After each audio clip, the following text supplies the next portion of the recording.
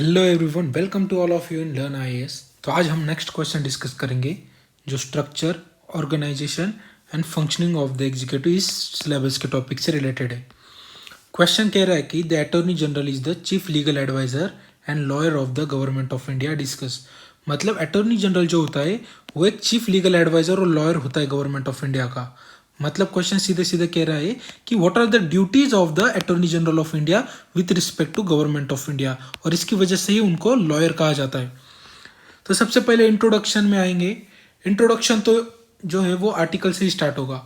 Article 76 of the constitution जो है वो कहता है कि there is an office of attorney general of India, और अटॉर्नी जनरल मतलब एजीआई को कौन अपॉइंट करेगा? जो प्रेसिडेंट होते हैं वही अपॉइंट करेंगे। और जो ऑफिस होता है अटॉर्नी जनरल ऑफ इंडिया का वो प्रेसिडेंट के अंडर ही, प्लेजर के अंडर ही ऑफिस होल्ड करते हैं। कुछ क्वालिफिकेशन है कि जो person attorney general of India के पोस्ट पर अपॉइंट होना चाहता है उनको क्वालिफाइड होना पड़ेगा एज अ सुप्रीम कोर्ट जज। मतलब सुप्रीम कोर्ट जज बनने के लिए जो भी क्वालिफिकेशन चाहिए वही same qualification attorney general of India के लिए चाहिए। कौन से क्वालिफिकेशन होते हैं टू बी जज as of a supreme court? सबसे पहले कि he should be a citizen of India. Second है कि ही शुड बी अ जज of high court for the at least 5 years. Next criteria है सुप्रीम कोर्ट का जज बनने के लिए कि वो एडवोकेट होने चाहिए किसी भी हाई कोर्ट में 10 साल के लिए, ठीक है। और प्रेसिडेंट के ओपिनियन में जो पर्सन है वो डिस्टिंग्विश जूरिस्ट होना चाहिए, तभी जाकर उनको सुप्रीम कोर्ट का जज बनाया जा सकता है। और जो भी पर्सन ये सारे के सारे क्राइटेरिया को क्वालिफाई कर देगा वही person attorney general of India बन सकता है, ठीक है। आई होप आपको समझ गए होंगे कि जो भी क्वालिफिकेशन चाहिए सुप्रीम कोर्ट का जज बनने के लिए वही सेम क्वालिफिकेशन चाहिए अटॉर्नी जनरल ऑफ इंडिया बनने के लिए, ठीक है। सिंस हमने सारी चीज़ें, आर्टिकल्स और क्वालिफिकेशन बात कर ली, हम बॉडी की तरफ आएंगे। बॉडी कह रहे हैं कि what are the duties of the attorney general of India, और ड्यूटीज की वजह से ही पता चलेगा कि उनको गवर्नमेंट को लॉयर क्यों कहा जाता है, ठीक है। तो सबसे पहले यही ड्यूटी है कि advise the government of India on the legal matters which are refer to him by the president. मतलब जो भी president matter attorney general of India को रेफर करेंगे वो सारी लीगल एडवाइस या फिर लीगल मैटर्स पर उनको एडवाइस करना पड़ेगा गवर्नमेंट ऑफ इंडिया को, ठीक है। ये एक ड्यूटी हो गई। नेक्स्ट ड्यूटी जो होती है अटॉर्नी जनरल ऑफ इंडिया की वो होती है कि जो भी लीगल कैरेक्टर की ड्यूटीज होंगी जो उनको प्रेसिडेंट असाइन करेंगे वो सारी उनको परफॉर्म करनी पड़ेगी। यहाँ पर कौन असाइन करेगा? प्रेसिडेंट एक्चुअली में असाइन नहीं करेंगे। आपको पता है कि प्रेसिडेंट जो होते हैं वो prime minister and council of minister के एडवाइस पर वर्क करते हैं। इसकी वजह से इनडायरेक्टली प्रेसिडेंट और काउंसिल ऑफ मिनिस्टर जो भी उनको लीगल कैरेक्टर के मैटर्स असाइन करेंगे वो सारे ड्यूटीज भी उनको अटॉर्नी जनरल ऑफ इंडिया को परफॉर्म करनी पड़ेंगी, ठीक है। नेक्स्ट जो ड्यूटीज है अटॉर्नी जनरल ऑफ इंडिया की वो है कि उन पर जो कॉन्स्टिट्यूशन ने ड्यूटीज असाइन की है या फिर फंक्शन असाइन की है वो भी परफॉर्म करनी पड़ेंगी, या फिर एनी अदर लॉ। मतलब लॉ में अगर कोई लॉ बनाया जाता है और उसमें अगर प्रोविजन होती है कि अटॉर्नी जनरल ऑफ इंडिया को ये ड्यूटीज करनी पड़ेगी तो वो भी उनको फुलफिल करनी पड़ेगी, ठीक है। ये एक ड्यूटीज है। अटॉर्नी जनरल ऑफ इंडिया जो होती है AGI, he is the highest law officer in the country, और वो गवर्नमेंट ऑफ इंडिया के लॉयर भी एक्ट करते हैं। मतलब हमने जो बेसिक टेक्स्ट बुक पढ़े होते हैं पॉलिटी के लिए वो सारे के सारे में सीधे मेंशन होता है कि एजीआई जो होते हैं वो लॉयर भी होते हैं और हाईएस्ट लॉ ऑफिसर भी होते हैं गवर्नमेंट ऑफ इंडिया के, ठीक है। इन ड्यूटीज के अलावा भी एजीआई को कुछ और ड्यूटीज परफॉर्म करनी पड़ती है जो प्रेसिडेंट असाइन करता है एक नोटिफिकेशन के अंडर जो 1950 में रिलीज किया गया था, ठीक है। तो जो नोटिफिकेशन 1950 का है उसके अंडर कौन से ड्यूटीज है वो हम देखते हैं। सबसे पहले ड्यूटी है कि अटॉर्नी जनरल ऑफ इंडिया को सारे के सारे कोर्ट्स में तो ऑडियंस मिलता ही है, लेकिन उनको सुप्रीम कोर्ट और हाई कोर्ट में on behalf of government represent करना पड़ता है। मतलब कोई भी केस अगर गवर्नमेंट ऑफ इंडिया के अगेंस्ट हाई कोर्ट या फिर सुप्रीम कोर्ट में रन कर रही है तो उसको रिप्रेजेंट करने के लिए on behalf of government attorney general of India को ही अपेयर होना पड़ेगा, ठीक है। ये एक ड्यूटी है। अनदर ड्यूटी है कि उनको गवर्नमेंट ऑफ इंडिया को ही रिप्रेजेंट करना पड़ेगा किसी भी रेफरेंस में जो प्रेसिडेंट उनको रेफर करेगा। ये किसके अंडर पावर है? आर्टिकल 143 के अंडर प्रेसिडेंट को ये पावर है कि वो कोई भी मैटर जो है वो गवर्नमेंट ऑफ इंडिया के रेफरेंस में अटॉर्नी जनरल ऑफ इंडिया को असाइन कर सकते हैं, ठीक है।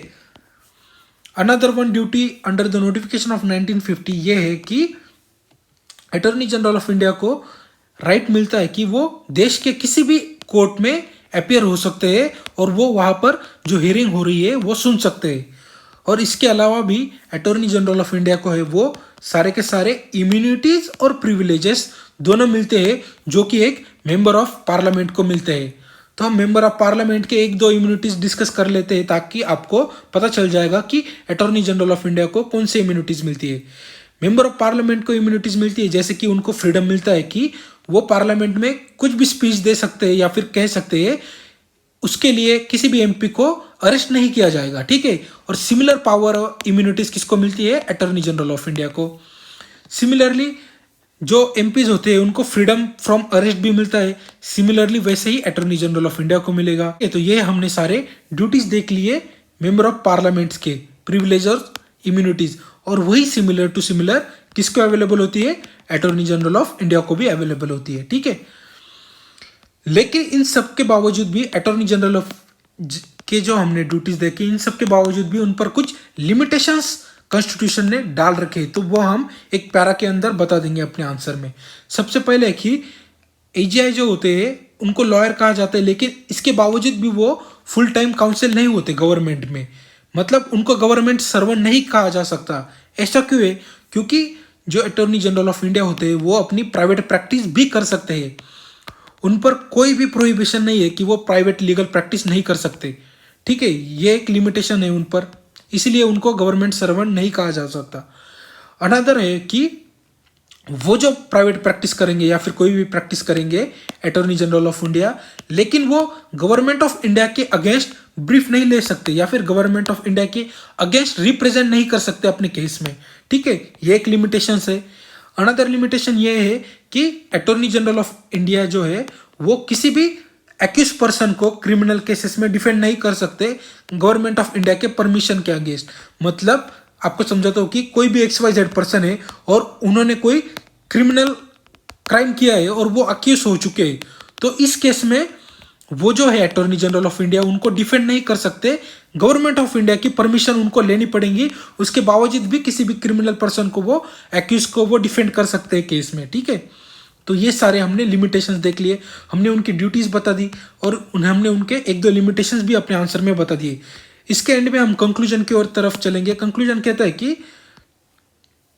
अटॉर्नी जनरल ऑफ इंडिया के कुछ ड्यूटीज और प्रिविलेजेस होते हैं और उसी के साथ साथ उनके कुछ लिमिटेशन भी इम्पोज की गई है, और इसी की वजह से उनको कहा जाता है कि वो गवर्नमेंट ऑफ इंडिया के चीफ लीगल एडवाइजर है या फिर लॉयर है, ठीक है।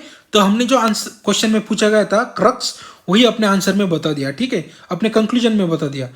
लेकिन आजकल के टाइम में क्या हुआ है आपको पता है कि कैबिनेट मिनिस्टर होता है लॉ मिनिस्टर यूनियन गवर्नमेंट में, और इसकी वजह से वही के वही जो है कैबिनेट मिनिस्टर जो होते हैं लॉ मिनिस्टर, वही के वही गवर्नमेंट ऑफ इंडिया के सारे लीगल मैटर्स जो है वो देखते रहते हैं। और इसी की वजह से जो है वो अटॉर्नी जनरल ऑफ इंडिया का जो ऑफिस है वो सम एक्सटेंट तक सबऑर्डिनेट ऑफिस हो चुका है।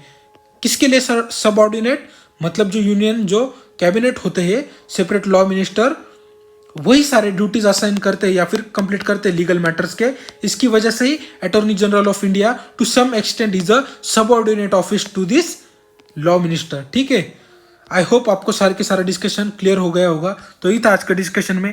Thank you very much for the discussion.